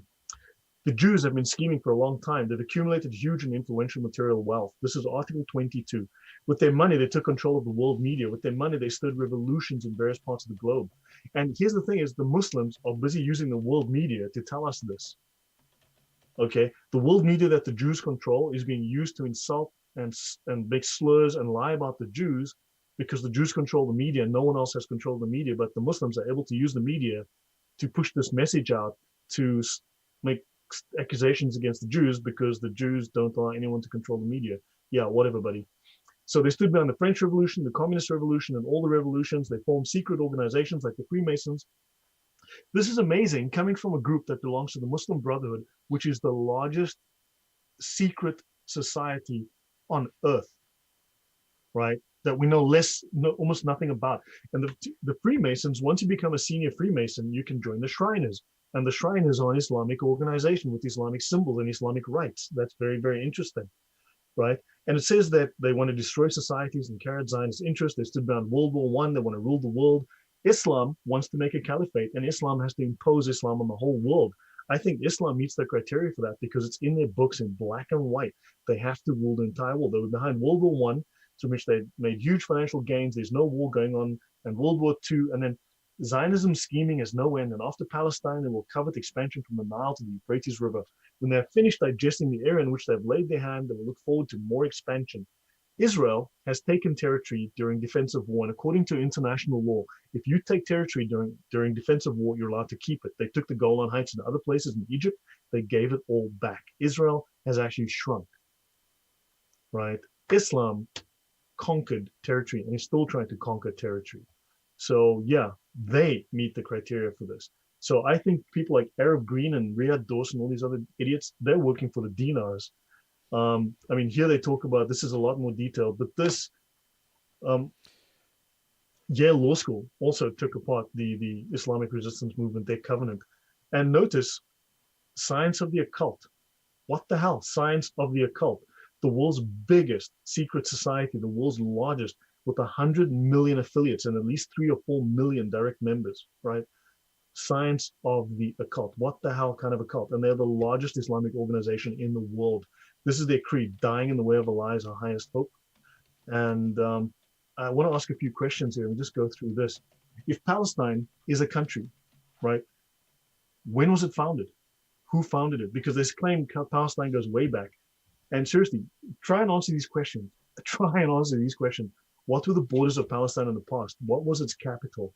What were its major cities? What was its economy made of? What form did its government have? Name one Palestinian leader before Arafat. Well, there's the Nazi Mufti, the Nazi dude, yeah. Was Palestine ever recognized by a country's existence? Leaves no room for interpretation. What was the language and the religion? If it goes back before Islam, what was the religion before Islam? What was the name of its currency? Pick a date and show me the exchange rate against any of these currencies in the past. Good luck with that. I mean, you aren't going to have a lot of luck with this, I'll say. What caused the destruction of Palestine? When did it happen? And what was Palestine proud of after, it was a slow decline and it was a proud country? And what was it proud of? What was it? And the Palestinians, we know that these people are just Arabs gathered from all over that simply moved into the area to try to push the Jews out. Do they have a really genuine ethnic identity? And yeah, so I'll stop there. But seriously, man, Fakestein, that's what it is. Fakestein. Yeah, I'll stop there. The Pakistan, the Philistines, right? The Philistines came from the island of Crete. Oh, okay. The Philistines came from the island of Crete, so they were, and they all died out. I mean, they've all died out. There's no more. They were absorbed by the Babylonians. They were defeated and absorbed by the Babylonians, and so they don't exist anymore. So they use the name, but they are not genetically related in any way. Okay. Dang, I got to sneeze. Sorry. Yeah. Yeah, people post up your super chats, post up any support for the show. We greatly appreciate any support. Yeah, guys, if anyone is keen to support me and my work, I'd appreciate it as well. It's a lot of work. This is hours and hours of reading this crap as well. It's seriously, man, my brain wants to just run away because I have to listen to and read this nonsense. And I mean, these are the primary sources. These are the major Islamic books with the major scholars. It's not something written by a guy who went to prison for fraud. It's actually written by the Muslim scholars. Who went to prison for fraud? Guys like David Irving for lying in his own books, yeah. altering his own research, changing his own books. Right? I mean, I read the court transcripts of what happened to David Irving. Good God, the guy lied through his teeth. Wow. Yeah. Well, I don't see anybody posting up any questions cool. there. I mean, so yeah, if you guys are willing to support me, I have a PayPal link, my YouTube page with. I'd appreciate it if you can post it in the comments. Yeah, it's down in the description. Yeah, I'd appreciate it as well because man, this is a lot of work, and it really helps. And I appreciate my YouTube channel. I have a lot of information on YouTube now as well. I've been putting up all these things in detail with the references, with the books, so you can read them yourself. And yeah, any questions, anyone? I'm done. Oh, I was just going to say I appreciate any support as well. The primary channel getting shut down for 3 months for the live feeds, we took a hit. So please show your support. Alex, I'll give you a call tonight. Everybody else, great. Appreciate your comments and participation in the chat. Those of you who commented intelligently and supported, really appreciate it. Yeah. Yeah, guys. So I think this makes it very clear what Islam really thinks of you.